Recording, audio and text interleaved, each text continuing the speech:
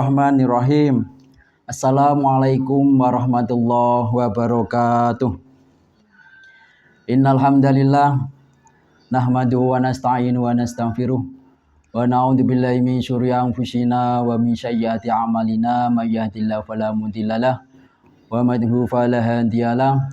Allahumma sholli ala sayyidina Muhammad al-fatihi lima ulikal khatimi lima sabaqa nasil haq bil haq al-hadi ila siratikal mustaqim wa alihi haqqa qadri wa miqdaril azim.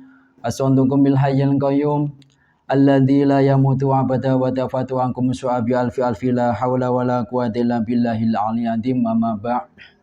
Hadratal muhtaramin yang kami hormati, para hadirin dan juga hadirat dan juga para pendengar semuanya dimanapun berada. Sebelum kita haturkan, marilah kita bersama-sama panjatkan puji syukur kehadirat Allah Subhanahu wa taala. Alhamdulillah, pada kesempatan ini kita bisa berkumpul lagi, kita bisa berjumpa lagi dengan keadaan sehat walafiat, dengan niatan soleh kita semuanya, yaitu thalabul ilmi dan juga silaturahmi. Dan kedua, tidak lupa sholawat berserta salam Allahumma sholli ala sayyidina Muhammad. Semoga tetap kepada junjungan kita Nabi besar Muhammad sallallahu alaihi wasallam, yang sama-sama kita tunggu-tunggu syafaat pertolongannya min yaumi hadza la yaumil qiyamah samangke. Allahumma amin Allahumma amin. Kepada para pendengar semuanya dan juga hadirin hadirat rahimakumullah yang kami hormati dan yang insyaallah dimuliakan Allah Subhanahu wa taala. Pada kesempatan kali ini kami akan sedikit menerangkan yaitu tentang khuf ataupun muzah ataupun sepatu yang terbuat dari kulit. Bismillahirrahmanirrahim. Qala mu'alif rahimakumullahu ta'ala bihi wa nafa'ana bihi wa bi ulumihi fid darini amin ya rabbal alamin. At-targhibu utawi iki iku ana meden-medeni suwiji fi lubsil khuffaini ing dalem nganggo muzah loro qabla naqdihima ing dalem sadurunge ngipatake khuffain. Qala usndawuhake sapa Nabiullah sallallahu alaihi wasallam, Kanjeng Nabi Muhammad sallallahu alaihi wasallam, sing didhawuhake ya kuwi man utawi sapane wong iku kana ana sapa man iku yu'minu iman sapa man billahi kelawan Allah Subhanahu wa taala wal yaumil akhir lan dina akhir utawa dina kiamat. Fala yalbas mongko aja nganggo sapa man hufaihi in muzah lorone man hatta yang fudahuma sehingga ngipat-ngipatake sapa man ing huf. Dalam hadis tersebut diterangkan kepada kita semuanya ada 3 hal yang perlu kita garis bawahi. Yang pertama yaitu tarhib. Kenapa kita selalu kalau bahasa Indonesia itu diancam oleh Allah Subhanahu wa taala. Akan tapi targhibnya Allah Subhanahu wa taala kepada kita semuanya bukan karena benci, bukan karena tidak suka, akan tetapi ancaman Allah Subhanahu wa taala kepada kita semuanya bi'aini rahmah, dengan mata kasih sayang. Karena dengan ancaman tersebut akhirnya muncul kepada kita semuanya yaitu rasa khauf li khosyatillah, rasa takut kepada Allah Subhanahu wa taala. Ketika muncul rasa takut kita kepada Allah Subhanahu wa taala, maka akan hilang atau kemudian akan hangus rasa takabur kita, rasa sombong kita, rasa gumedhe kita kepada Allah Subhanahu wa taala. Nabi Muhammad sallallahu alaihi wasallam pernah berkata dalam hadis beliau, Al-kibru badrul haq wa ghamdun nas, yang artinya bahwa sombong itu akan menolak suatu yang hak, suatu yang benar, dan juga wa ghamdun nas, yaitu merendahkan manusia. Tentunya kita harus bersyukur kenapa Allah Subhanahu wa taala selalu memberikan kepada kita ancaman dalam tanda kutip. Dengan kerahmatan, dengan kasih sayang Allah Subhanahu wa taala kepada kita semuanya, kemudian langsung muncul istiqomah rasa kita, yaitu rasa takut kepada Allah Subhanahu wa taala. Setelah kita punya rasa takut kepada Allah Subhanahu wa taala, akhirnya apa? Hilang rasa sombong kita, rasa takabur kita. Karena sesuai dengan hadis Nabi Muhammad sallallahu alaihi wasallam, orang yang sombong akan menolak suatu kebenaran, akan sulit masuk kebenaran kepada orang yang sombong. Dan juga orang yang sombong kemudian akan merendahkan kepada orang lain. Orang lain dianggap tidak ada, orang lain dianggap kecil. Dia yang paling benar, dia yang paling kuasa, dia yang paling bisa semuanya. Dan itu dianjurkan jangan sampai kemudian kita memiliki rasa takabur. Para ulama dahulu ada makalah yang kemudian diungkapkan, al-kibru ra'sun lisayiat, bahwa rasa sombong itu apa? Pangkal dari semua kesalahan, pangkal dari semua jelek itu ada pada sombong. Semoga kita semuanya terhindar dari rasa sombong. Amin amin ya rabbal alamin. Kepada para hadirin semuanya yang kami hormati, inilah yang perlu kita garis bawahi bersama-sama, yaitu ancaman Allah Subhanahu wa taala kepada kita semuanya umat manusia itu bukan karena benci kepada kita semuanya, bukan karena tidak suka kepada makhluknya, akan tapi kemudian ancaman yang diberikan Allah Subhanahu wa taala kepada umat manusia itu bi'ainir rahmah, dengan kasih sayang Allah Subhanahu wa taala kepada kita semuanya, agar kita apa? Agar kita mempunyai rasa takut kepada Allah Subhanahu wa taala. Ketika kita mempunyai rasa takut, kemudian apa yang muncul? Rasa sombong yang ada pada diri kita kemudian akan hilang atau sirna. Allah Subhanahu wa taala mempunyai 3 cara kemudian bagaimana rasa takut itu kemudian terus terjaga. Yaitu yang pertama dengan haibah, yang kedua dengan khosyah, yang ketiga dengan ruhbah. Nah, 3 cara ini ada artinya, kemudian ada kaifahnya masing-masing. Yang pertama, kenapa Allah Subhanahu wa taala mempunyai cara haibah? Agar manusia takut kepada Allah Subhanahu wa taala. Allah Subhanahu wa taala itu maha kuasa. Dengan manusia diberi banyak nikmat, manusia diberi banyak karunia, manusia diberi banyak sesuatu hal kebutuhannya. Akhirnya manusia dalam bahasa Jawanya itu perkewuh kepada Allah Subhanahu wa taala. Akhirnya apa? Di dalam hatinya akan muncul rasa takut. Saya perkewuh kepada Allah Subhanahu wa taala yang telah memberi banyak nikmat kepada kami. Kemudian yang kedua yaitu khosyah. Cara Allah Subhanahu wa taala biar manusia itu punya rasa takut dengan ilmunya Allah Subhanahu wa taala. Kita bisa melihat orang-orang yang alim, para ulama, para kiai, itu selalu terjaga rasa takutnya kepada Allah Subhanahu wa taala. Karena apa? Karena para kiai, para ulama, para alim mempunyai ilmu yang luar biasa. Hanya dia terjaga rasa takutnya kepada Allah Subhanahu wa taala. Kemudian yang ketiga yaitu rahbah. Memunculkan rasa takut kepada makhluknya Allah Subhanahu wa taala dengan ancaman. Ketika orang melakukan dosa pasti akan diancam dengan siksa. Lah dengan begitu akhirnya orang tersebut akan mempunyai rasa takut kepada Allah Subhanahu wa taala. Ketika dia mempunyai rasa takut kepada Allah Subhanahu wa taala, akhirnya apa yang muncul? Rasa sombong akan hilang dari dirinya. Kemudian apa yang kemudian diraih yaitu harapan mencari ridho dari Allah Subhanahu wa taala. Lah ini yang perlu kita garis bawahi. Kemudian kita memaknai ancaman itu bukan karena Allah Subhanahu wa taala itu kemudian tidak suka kepada kita semuanya, kepada makhluknya. Akan tapi Allah Subhanahu wa taala memberikan ancaman kepada kita semuanya itu dengan bi'aini rahmah, dengan kasih sayang Allah Subhanahu wa taala. Jangan sampai kemudian makhluknya itu menjadi makhluk yang akan disiksa besok di yaumil akhir. Dan semoga kita semuanya nanti terjaga dari rasa sombong. Amin amin Allahumma amin. Kemudian memasuki dalam hal fasal punika kepada target ancaman yang terangkan dalam kitab tersebut, yaitu tentang khuf. Nabi Muhammad SAW berkata kepada kita semuanya melalui hadisnya Nabi Muhammad SAW, "Man kana yu'minu billah wal yaumil akhir fala yalbas khuffaihi hatta yanfudhuma."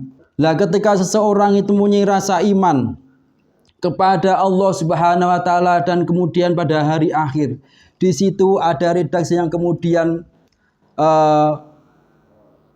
kata iman. Kita semuanya harus mengetahui dulu apa itu yang disebut iman. Para ulama berkata kepada kita semuanya, iman itu ya tasdikul bil qalbi. Rasa ati, rasa hati itu membenarkan. Baik kita suka, baik kita tidak suka, baik kita senang, baik kita tidak senang, baik kita mampu ataupun kita tidak mampu. Ketika hati itu sudah tasdik, sudah membenarkan, pasti kemudian kita akan meyakini. Terus yang kedua yaitu adamu syak, tidak adanya hilangnya keraguan. Ketika kita sudah mempunyai rasa syahadat, persaksian dalam i'tiqad kita, asyhadu an la ilaha illallah wa asyhadu anna muhammadar rasulullah. Ketika kita sudah yakin bahwa Allah, kita bersaksi Tuhan kita itu Allah Subhanahu wa taala dan Nabi Muhammad sallallahu alaihi wasallam itu sebagai rasulnya, tentunya kita harus meyakini itu. Dan kemudian iman ini terbagi menjadi 3 hal. Yang pertama yaitu dalam i'tiqad kita, kemudian dalam akwal kita, kemudian kepada af'al kita. Yang pertama yaitu tentang keyakinan dalam hati kita.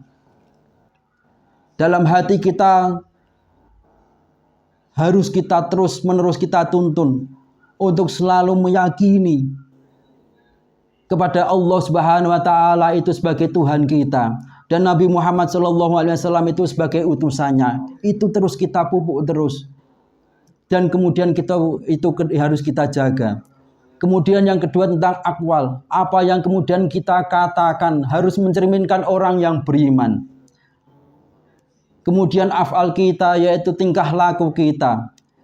Ketika kita berkegiatan setiap hari, kemudian kita melaksanakan amal-amal soleh, melaksanakan syariat Islam, kita puasa, kita sholat, kita haji, itu harus dilandasi dengan iman. Dan kemudian 3 hal ini harus sinkron antara hati kita, kemudian antara mulut kita, apa yang kita ucapkan, kemudian dengan yang ketiga tentang yaitu perbuatan kita itu harus sinkron. Dan kemudian yang terakhir dalam iman juga dikatakan apa, kemudian iman itu bisa tambah dan bisa kurang.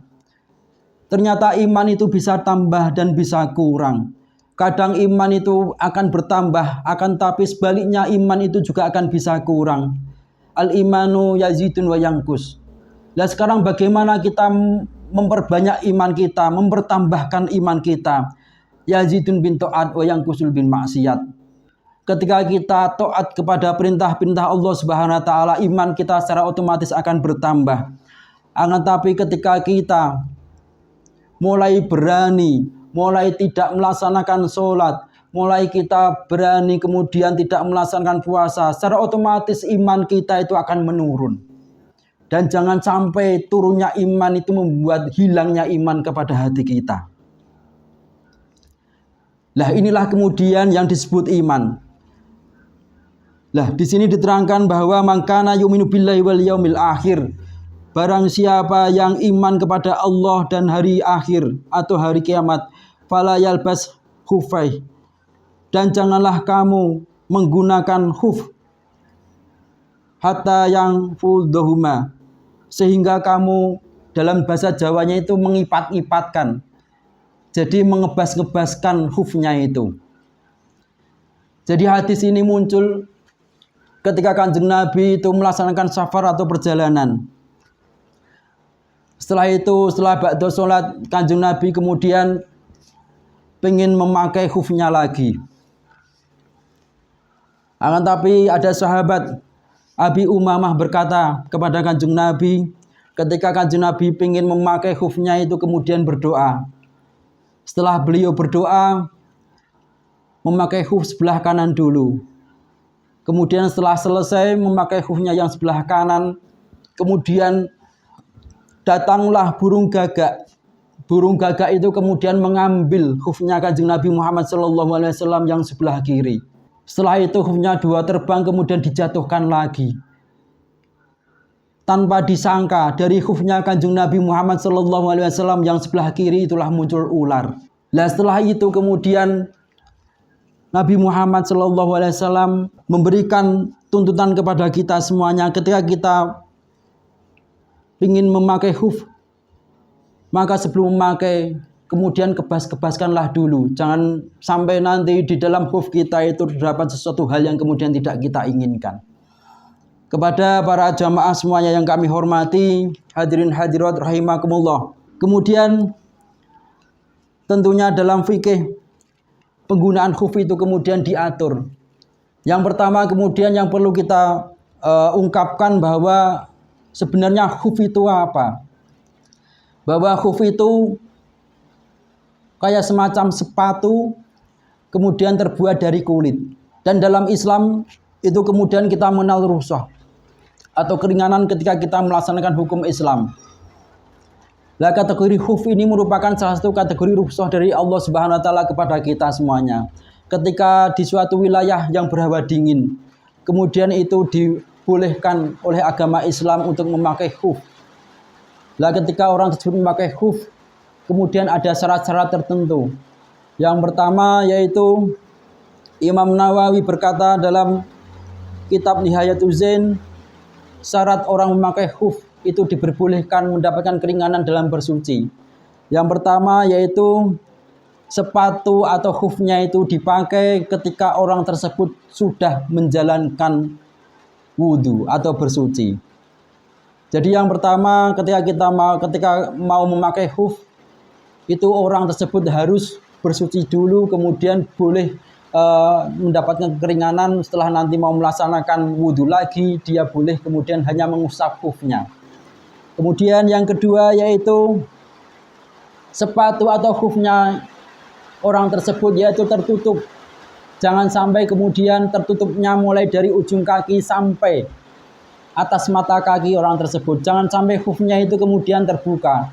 Yaitu nanti keringanan yang diberikan oleh orang tersebut dari Allah Subhanahu wa taala tidak akan diperbolehkan.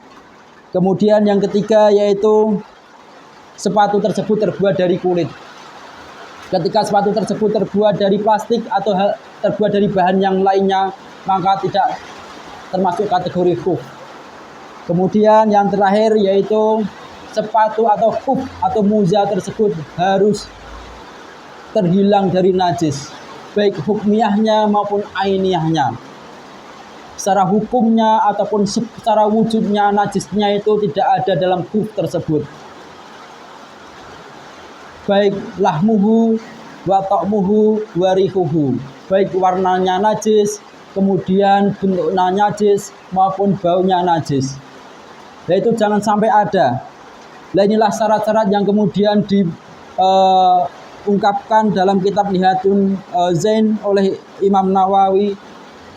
Ketika orang tersebut ada keringanan khuf, itu harus memiliki 4 syarat tersebut. Yang pertama tadi yaitu sebelum memakai khuf, memakai muzah atau memakai sepatu dari kulit tersebut, orang tersebut harus bersuci dulu atau berwudu. Kemudian yang kedua yaitu sepatu tersebut harus tertutup mulai dari mata kaki sampai ujung kaki, tidak boleh terbuka, tidak boleh ada lubang sedikit pun. Kemudian yang ketiga yaitu apa? Yaitu sepatu tersebut terbuat dari kulit. Kemudian yang keempat yaitu sepatu tersebut terhindar dari najis, baik hukmiyahnya najis maupun ainiyahnya najis. Itulah kemudian keringanan dari Allah Subhanahu wa taala kepada umat manusia. Ketika umat manusia tersebut berdiam atau menempati di daerah yang dingin, tentunya ada keringanan dari Allah Subhanahu wa taala. Dia boleh berwudu atau bersuci ketika orang tersebut menggunakan khuf. Khufnya itu dibasuh, kemudian berwudunya sudah boleh atau kemudian sudah sah, dan orang tersebut sudah diperbolehkan untuk melaksanakan sholat. Nah kemudian jangkanya seperti apa Ustaz? jangkanya, kemudian ketika kuf itu, keringanan kuf diberikan oleh Allah Subhanahu wa taala kepada kita semuanya ketika orang tersebut mukim. Itu hanya berjangka 1 hari 1 malam. Ketika nanti sudah selesai, berarti dia harus memperbarui wudunya lagi. Ketika orang tersebut dalam perjalanan atau dalam safar, orang tersebut mendapat keringanan selama 3 hari 3 malam. Ketika sudah mencapai 3 hari 3 malam, kemudian orang tersebut harus memperbarui wudunya lagi. Kepada para jamaah rahimakumullah yang kami hormati, demikianlah yang dapat kami sampaikan. Ada sedikit yang ingin terakhir kami sampaikan, bahwa wujud ancaman dari Allah Subhanahu wa taala itu bukan karena apa? Bukan karena kemudian Allah Subhanahu wa taala itu benci kepada kita semuanya. Bukan karena Allah Subhanahu wa taala itu tidak suka kepada kita semuanya. Tapi Allah Subhanahu wa taala itu memberikan ancaman kepada kita semuanya itu dengan bi'ainir rahmah, dengan rasa kasih sayang kepada kita semuanya. Dengan harapan apa lagi? Kita semuanya terhindar dari rasa sombong. Ketika kita sudah hilang rasa sombong, akan naik iman kita kepada Allah Subhanahu wa taala. Iman itu akan menjaga kita semuanya, baik di dunia maupun di akhirat. Demikian yang dapat kami sampaikan. Diakhiri, apabila kami dalam menyampaikan banyak keliruan kata, kami mohon maaf yang sebesar-besarnya. Wal afu minkum. Summasalam ihdinas siratal mustaqim. Wallahul muwaffiq ila aqwamit thoriq. Assalamualaikum warahmatullahi wabarakatuh.